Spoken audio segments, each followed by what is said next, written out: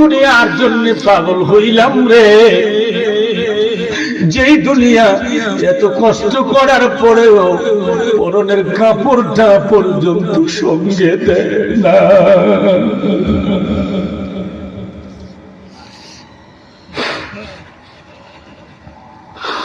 আল্লাহ আল্লাহ আল্লাহ, আপনি আমাদের বন্ধু হয়ে যান। জোরে বলেন আমিন, আরো জোরে বলেন আমিন।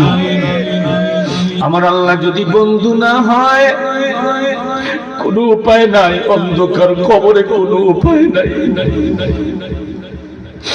বন্ধু আমার এবার গোসল শেষ হয়ে গেছে, 3 টুকরা 5 টুকরা সেলাইবিহীন কাপড় দিয়ে এবার বন্দি করে ফেলা হয়েছে।